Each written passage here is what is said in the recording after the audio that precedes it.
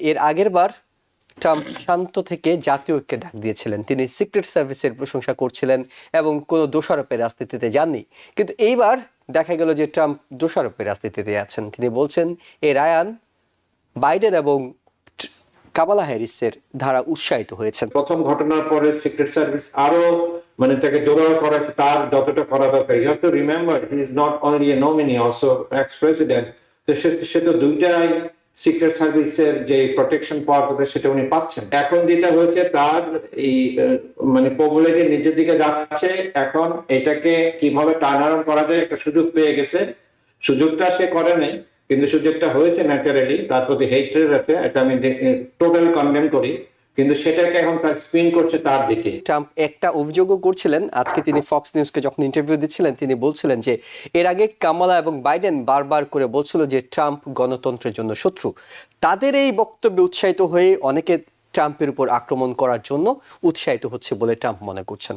এটা কোনো অবস্থায় কাম্য নয়। রাজনীতিতে কোন রকম প্রতিহিংসা অথবা এভাবে কাউকে অ্যাসাসিনেশনের উস্কানি দেয়া, উদরপিণ্ডি বুদর গায়ে চাপানোর যে অপচেষ্টা, এটা করে কোনো লাভ হবে বলে মনে হয় না। এর আগের বার ট্রাম্প শান্ত থেকে জাতীয় ঐক্যে ডাক দিয়েছিলেন। তিনি সিক্রেট সার্ভিসের প্রশংসা করছিলেন এবং কোনো দোষারোপের রাজনীতিতে যাননি। কিন্তু এইবার দেখা গেল যে ট্রাম্প দোষারোপের রাজনীতিতে যাচ্ছেন। তিনি বলছেন এই রায়ান বাইডেন এবং কামালা হ্যারিসের ধারা উৎসাহিত হয়েছেন। এই বিষয়টা আপনার কাছে শুনবো যে এটা আসলে কতটা সম্ভব, কিংবা ডোনাল্ড ট্রাম্প এখন এই রাজনৈতিক দোষারোপের মাধ্যমে কি অর্জন করতে চান? দেখুন, it's a classic Donald Trump syndrome. সুতরাং সে একটা সুযোগ পেয়েছে। হ্যাঁ, প্রথম বেলায় সে এতটা জাতীয় ঐক্যের এবং আয়রন ফিস্ট আপনারা দেখেছেন, এটা দেখে মনে করেছে হি ইজ দি গাই। এবং তখন কিন্তু জো বাইডেনের এগেইনস্টে লড়ছিলেন। তো জো বাইডেন নেমে গেলেন, কামালা হ্যারিস আসলো, এর মধ্যে অনেক পানি গড়িয়ে গেছে এবং একটা ডিবেটও হয়েছে। ডিবেটে ডোনাল্ড ট্রাম্প গোহারা হেরেছে। তো এখন তাকে তো একটা ন্যারেটিভ তৈরি করতে হবে তার যে ফলোয়ারদের জন্য আর কি। এবং জো বাইডেন, আপনার মনে আছে যখন প্রথমবার তার প্রতি গুলি করা হয়, সে কিন্তু তার নিন্দা করেছে, তাকে কল করেছে এবং কোন অবস্থাতে ভায়োলেন্সকে প্রশ্রয় দেওয়া যাবে না। সুতরাং এটা ডোনাল্ড ট্রাম্পের তৈরি করা একটা সিনারিও, যাতে সে তার ফলোয়ারদেরকে অ্যাট্রাক্ট করতে পারে। কিন্তু আমি বলবো যে প্রথমবারের তুলনায় এবার তো সিক্রেট সার্ভিস আরো বিচক্ষণতার এবং এজিলিটির পরিচয় দিয়েছে। খুব তাড়াতাড়ি ওরা ব্যাপারটাকে হ্যান্ডেল করেছে, তা না হলে হয়তো একটা প্রাণঘাতী ব্যাপার হতে পারতো। আবার দেখুন, আমি আজকে যে আমাদের কংগ্রেসের যে স্পিকার মাইক জনসনের কথা শুনছিলাম। সে ভদ্রলোক তো নিজে বলেন যে উনি খ্রাইস্টে বিশ্বাস করেন, বিশ্বাসের লোক। উনি প্রভিডেন্সের কথা বলেন যে এবার ডোনাল্ড ট্রাম্প অলৌকিকভাবে বেঁচে গেছেন। তো এখন ট্রাম্প তো ইজ এ লায়ার, সে এত লাই করতে করতে সে নিজের লাইফে বিশ্বাস করা শুরু করে। তো এখন সে তাই করবে। সেটা কতদিন চালাতে যাবে, যদি তার যে রেটিং যদি একটু বাড়ে। কিন্তু রেটিং তো এভাবে করে আর বাড়ার কথা না আসলে। লায়ার কেন বলছেন? সে তো ভিকটিম। এর আগের বারেরটা তো সত্য ঘটনা, আর এবারেরটা কি আপনি মনে করছেন যে এটা সত্য না, কিংবা এই ধরনের ঘটনা পেলে? না, এই কথা সত্যি, তাকে হিট করা হয়েছে। কিন্তু এইটা যে আরেকজন করছে প্রলোভিত হয়ে, অথবা ডেমোক্রেটের কনস্পিরেসি তাকে মারার জন্য, এগুলো তো লাই। এগুলো তো ক্লিয়ারলি প্রথম ঘটনার পরেও প্রেসিডেন্ট জো বাইডেন স্ট্রংলি এটাকে কন্ডেম করেছে এবং সিকিউরিটি চিফ যে ছিল তাকে সে রিজাইন করেছে, তাকে কংগ্রেসের মুখোমুখি করা হয়েছে। এখন নতুন একজন অ্যাক্টিং আছে। এবারের ইয়াটা গতবারের তুলনায় এবারটা আরো ফ্যাটাল হতে পারত, কারণ 500 গজের মধ্যে ভিকটিম ডোনাল্ড ট্রাম্পের ইয়েতে ছিল। 800 মিটার যে অস্ত্রটা শুট করতে পারে সে প্রায় 275 মিটারের কাছাকাছি, 275 থেকে 400 মিটারের মধ্যে ছিল। এবং বলা হচ্ছিল যে সে আসলে তার সাইটে পাচ্ছিল না, ডোনাল্ড ট্রাম্পকে একবারও পায়নি। পেলে হয়তো গুলি করার আশঙ্কাটা তৈরি হতো, এমন হতো এবং এটা প্রাণঘাতী হতো। কিন্তু দেখেন, সিক্রেট সার্ভিস তো তার আগের চেয়ে আরো ভালো ইয়া দিয়েছে, তাই না? এই যে প্রথম ঘটনার পরে সিক্রেট সার্ভিস আরো তাকে জোরালো করা হয়েছে, তার যতটা করা দরকার। You have to remember he is not only a nominee, also ex president. তো সে তো দুইটাই সিক্রেট সার্ভিসের যে প্রোটেকশন পাওয়ার কথা সেটা উনি পাচ্ছেন, তাই না? কিন্তু ওইটা নিয়ে কোনো ইয়া না, ওইটা নিয়ে মিথ্যা কথা বলছেন না, অফকোর্স তার। কিন্তু এইটা নিয়ে, ঘটনাকে নিয়ে যে উনি মিথ্যা কথা বলে যাচ্ছেন যে অন্যদের বেলায় এক বেলা কারোর বলা উচিত ছিল যে আমাদের মানে ইলেকশন মানে অহিংস হওয়া দরকার, আমাদের সবার ইকুয়াল সুযোগ, যে কথাটা ডেমোক্রেটরা সবসময় বলে আসছেন, জো বাইডেন বরাবরই বলে আসছেন। আসলে এখন যেটা হয়েছে তার এই মানে পপুলারিটি নিচের দিকে যাচ্ছে, এখন এটাকে কিভাবে টার্ন অ্যারাউন্ড করা যায় একটা সুযোগ পেয়ে গেছে। সুযোগটা সে করে নাই, কিন্তু সুযোগটা হয়েছে ন্যাচারালি, তার প্রতি হেট্রেড আছে, এটা আমি টোটাল কন্ডেম করি, কিন্তু সেটাকে এখন তার স্পিন করছে তার দিকে, এবং তার তার যে সমর্থকরা এই স্পিন তো ওরা লাইক করে। ট্রাম্প তো মিথ্যা কথা বলে, সে মিথ্যা কথা বিশ্বাস করে, ডিফারেন্সটা এই জায়গায়। অর্থাৎ ট্রাম্প রাজনীতি করতে এসেছেন, রাজনৈতিকভাবে তিনি একটা সুবিধা পেয়েছেন, সেই সুবিধার ফায়দাটা তিনি লুটে নেওয়ার চেষ্টা করছেন, নিতে চেষ্টা করছেন। Right, exactly. একটু আপনাকে এর সাথে যোগ করব, সেটা হলো যে বলা হচ্ছিল সিক্রেট সার্ভিসের কথা, কিন্তু একই সাথে ট্রাম্প একটা অভিযোগও করছিলেন। আজকে তিনি ফক্স নিউজকে যখন ইন্টারভিউ দিচ্ছিলেন তিনি বলছিলেন যে এর আগে কামালা এবং বাইডেন বারবার করে বলছিল যে ট্রাম্প গণতন্ত্রের জন্য শত্রু। তাদের এই বক্তব্যে উৎসাহিত হয়ে অনেকে ট্রাম্পের উপর আক্রমণ করার জন্য উৎসাহিত হচ্ছে বলে ট্রাম্প মনে করছেন। আপনার দেখুন, ট্রাম্প যে কোনো সুযোগ একটা পাবে, একটা বাইলাইন পাবে, সেটা সে ইউজ করবে তার পক্ষে নেওয়ার জন্য। Is a master plan, say psychological মানে সাম সর্ট অফ প্লেয়ার। সে কিন্তু এগুলো দিয়ে কিন্তু সারা জীবন সে চালিয়ে এসেছে। এখন সে সুযোগটা পেয়েছে, সুযোগটা সে তার পক্ষে নিতে যাচ্ছে। এই স্টেটমেন্টের সাথে তাকে গুলি করে কি সম্পর্ক? তাই না? কোনো সম্পর্ক নেই। কিন্তু ন্যারেটিভটা এইভাবে প্লে করছে, ফক্স নিউজ এইভাবে প্লে করছে, এবং আমি আপনাকে বলি যে 35% রিপাবলিকান তাকে বিশ্বাসও করবে যে আসলে ওই বক্তব্যের জন্য এই লোক উদ্বুদ্ধ হয়ে আমাকে গুলি করতে গেছে। It's remotely connected. এই লোক যে লোক করেছে সেটা কনভিক্টেড ফেলন, তাই না? এখন প্রশ্ন হলো যে এই যে জায়গাটা আমি ঠিক জানি না, জিওগ্রাফির সঙ্গে ধারণা কম, মারো লাগো এবং এটা নিয়ে বলছে এই জায়গাটা আর একটু ওপেন, যেখানে উনি গল্ফ খেলছেন, তাই না? আমার প্রশ্ন হলো 12 ঘন্টা এই লোকটা এখানে লুকিয়ে থাকে কিভাবে? সেটা সিক্রেট সার্ভিসকে আরো ভালোভাবে নজর দেওয়া দরকার। যে তার মানে এই না যে সে কমলা হ্যারিস গণতন্ত্রের শত্রু বলে লোক ট্রাম্পকে মারতে আসছে, এটা আমি বিশ্বাস করি না। সিক্রেট সার্ভিসের ভূমিকাটা নিয়ে আপনার কাছে এরপরে আসবো, কারণ যে জায়গাটা আক্রমণটা হয়েছে এটা আসলে ট্রাম্পের স্কেডিউলে ছিল না যে তিনি এই সময়টাতে এখানে অবস্থান করবেন। এটা একেবারে আনঅফিসিয়াল একটা বিষয় ছিল এবং খুবই সিক্রেট ছিল। তারপরও এই লোক কিভাবে জানলো, অপেক্ষা করলো 12 ঘন্টা, সেসব বিষয়গুলো নিয়ে সিক্রেট সার্ভিসের ভূমিকা সম্পর্কে জানবো। তার আগে করিম চৌধুরী আপনার কাছে একটু করিম ভাই জানতে চাই, সেটি হলো যে ট্রাম্প এখন রাজনৈতিক ফায়দা নেওয়ার চেষ্টা করছেন, কারণ এর আগেও তার উপর একটা হামলা হয়েছিল। সেই হামলার পরে আমরা দেখেছি রিপাবলিকান যে কনভেনশন হয়েছিল সেখানে কিন্তু ট্রাম্পকে রাজকীয়ভাবে বরণ করে নেওয়া হয়েছিল। সব পুরো রিপাবলিকানরাই তাকে একসাথে, তিনি কানে পট্টি বেঁধে গিয়েছিলেন, আপনার হয়তো মনে আছে ঠিক এই ঘটনার পরপরই। এইবার ট্রাম্পের কি ধরনের রাজনৈতিক ফায়দা লোটার কিংবা সুবিধা নেওয়ার সুযোগ তৈরি হবে এই হামলার কারণে? যে আপনার সাউন্ডটা মিউট করা আছে করিম ভাই। জি দেখুন, প্রথমেই এই ঘটনার জন্য আমরা ডেমোক্রেটরা এবং এই দেশের সাধারণ আমেরিকানরা কোনোভাবেই এই জাতীয় ঘটনার কোন রকম উৎসাহ দেয় না এবং এটাকে সমর্থনও করে না।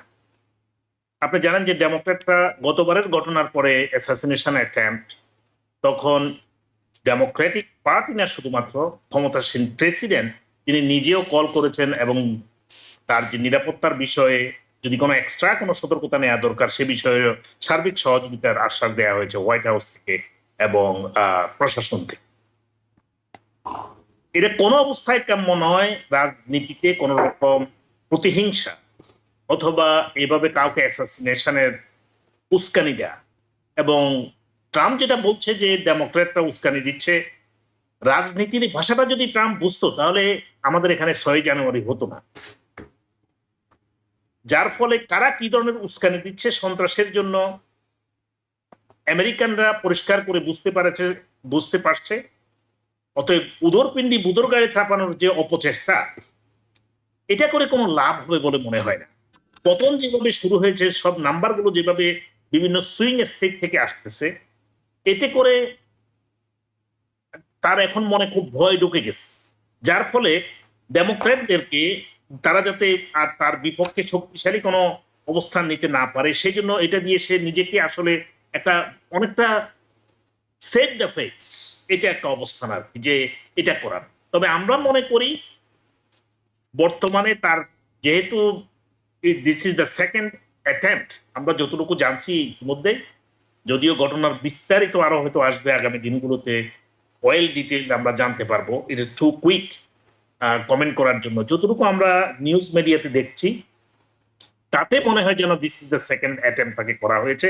একটা জিনিস আপনাকে বলে রাখতে হবে যে ডেমোক্র্যাটরা প্রত্যেক বছরই যখনই কংগ্রেসে যায় তখনই বলে যে আর্ম কন্ট্রোল, যেগুলো এই জাতীয় মারণাস্ত্র যেগুলো যুদ্ধে ব্যবহার হয়, এই জিনিসগুলো যাতে জনগণের হাতে না যায়, এবং যদি একান্তই যেতেই হয় কোনো কোনো স্টেজে, সেই ক্ষেত্রে যেন কিছু পরীক্ষা নিরীক্ষা, তাদের যোগ্যতা, তাদের মানসিক চিন্তা চেতনা সম্পর্কে জানার ব্যবস্থা করা হয়, একটু যাচাই বাছাই করে অস্ত্রগুলো দেওয়া হয়।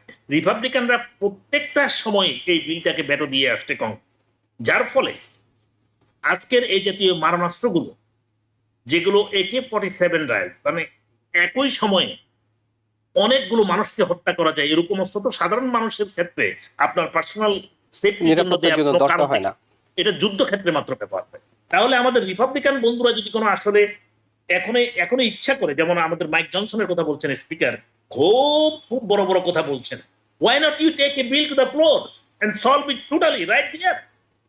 Instead, you taking advantage of all those unexpected situations. Rifles association তো সবসময় তাদেরকে এন্ডোর্স করে রিপাবলিকানদেরকে, সো তারা তাদের বিরুদ্ধে কেন যাবে? আপনি জানেন যে NRA spend millions of dollars and all this money going to the Republican front. Every congressional district they are spending that money. So all these congressmen talk about against the violence, against gun, against all those arms, automatic arms. But when they go to the Congress, they said, "Oh, it is our constitutional right." They do not want to block it. They do not want to ban it. করিম ভাই, আপনি একটা গুরুত্বপূর্ণ point তুলেছেন, সেটা হলো যে লাইসেন্সের বিষয়টি, কিন্তু আমি এর সঙ্গে একটু আপনার কাছে জানতে চাইবো, সেটা হলো যে যখন রায়ান রুথের ব্যাপারে আলোচনা হচ্ছে, তার ইউক্রেনের ব্যাপারে খুব এক ধরনের সহানুভূতি দেখা যাচ্ছে। তিনি ইউক্রেনে নিজে গিয়েছেন যুদ্ধ করতে, যদিও তার কোনো সামরিক ট্রেনিং নেই। তারপর তিনি আফগান যোদ্ধাদেরকে সেখানে কিভাবে নিয়ে যাওয়া যায় সেসব বিষয় নিয়ে নানা সময় সোশ্যাল মিডিয়ায় তিনি পোস্ট করেছেন। আর ডোনাল্ড ট্রাম্প ইউক্রেনের বিরুদ্ধে অবস্থান, অর্থাৎ তিনি বারবার করে একটাই কথা বলেন, তার যে সহানুভূতি রাশিয়ার প্রতি, কিংবা তিনি আসলে এই যুদ্ধ বন্ধ হয়ে যাবে, তিনি ইউক্রেনকে কোনো সহযোগিতা করবেন না, ন্যাটোর বিরুদ্ধে তিনি অবস্থান নেওয়ার কথা বলেন। এইসব বিষয় কি রায়ান রুথকে কোনোভাবে উৎসাহিত করতে পারে? আমার মনে হয় না রায়ান ওই লেভেলের ইন্টারন্যাশনাল থিঙ্কার বলে মনে হয় না, ওই লেভেলের সে লোক নাই। He was one of the mercenary. আপনি জানেন যে US military has not direct involve engagement in Ukraine. আমাদের এখান থেকে কিছু রিটায়ার্ড আর্মি পার্সোনেল সারা পৃথিবী থেকেই তারা নিচ্ছে, তারা পেইড সোলজার, তারা ইন্ডিপেন্ডেন্টলি যাচ্ছে। যদিও US government from the very beginning they said do not step into the Ukraine because American will be targeted specially to capture, not to kill all, to capture, to show in the international media that Americans are involve attacking Russia. So এটা একটা বড় ধরনের political বিষয় আছে। সেই ক্ষেত্রে American government সবসময় American সিটিজেনকে নিষেধ করে আসে, ওখানে যাবে না।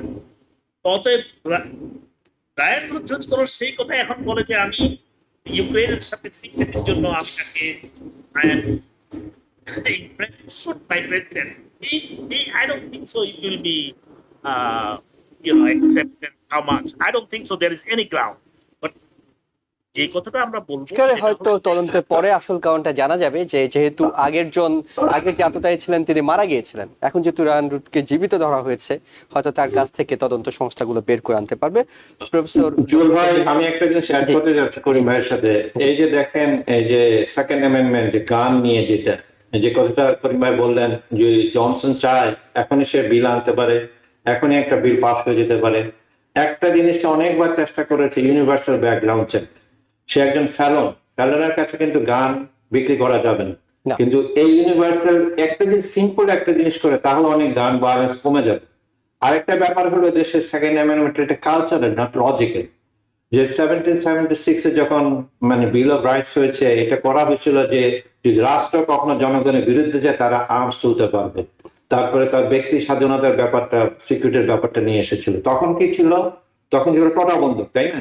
একটা গুলি করে আবার খুলে আরেকটা ঢুকাইতে আপনি আরেকজনকে মারতে পারবেন না। এখন AK-47 যেটা যুদ্ধে ইউজ করে, যে করিম ভাই বলেছেন, এটা মিনিটে মানে অনেক রাউন্ড গুলি ছুটতে পারে, অনেককে হত্যা করতে পারে। এই সিম্পল জিনিসগুলো আসছে নাকি জানেন? আমি সাউথে থাকি, এটা কালচারের। আমি দুই একবার মানে বাম টিন্টু দিতে গান শপ, তার একটা ফ্যান ফায়ারের মতো গান শপে গান যে শো গুলো হয় ওখানে যায়, পিকনিকের মতো, আনন্দের মতো। এই কালচারটা ওদেরকে চেঞ্জ করতে হবে এডুকেশনের মাধ্যমে, শুধু ভোটাভুটির মাধ্যমে না। কারণ তাদের একটা বিগেস্ট রিপ্রেজেন্টেশন আছে। আপনি এনআর এর কথা বলছেন, এটা একটা লবিস্ট গ্রুপ, তারা পয়সা বানায়, এই যে মানুষের এই অনুভূতিকে কাজে লাগে। কিন্তু এই কালচারটাকে আমাদের ফাইট করতে হবে, যে দেখো সেকেন্ড অ্যামেন্ডমেন্ট কেউ বাদ দিতে বলছে না, সেকেন্ড অ্যামেন্ডমেন্ট থাকবে, কিন্তু এটা কিভাবে কন্ট্রোল, কিভাবে এটা গান ভায়োলেন্স কে নিচে নামানো যায়। এভরি আদার উইকে বাংলাদেশে মানে আমেরিকাতে ঘটনাগুলো ঘটছে, জর্জিয়াতে হলো, যে কোনো মুহূর্তে এটা হতে পারে। সুতরাং করিম ভাই ঠিকই বলেছেন, যদি রিপাবলিকানটা আসলে মানে ওদের সদিচ্ছা থাকতো, তাহলে এখনই within a week a bill can be pass and president Biden will signing this into law. If you're wondering, should I get my COVID shot? Think about other people.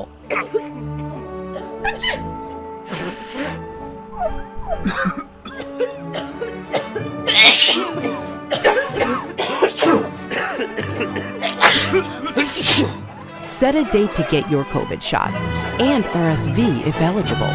Learn more at nj.gov/health/vaccines. New York থেকে সম্প্রচারিত TVN 24 television বিশ্বজুড়ে বাঙালির কণ্ঠস্বর।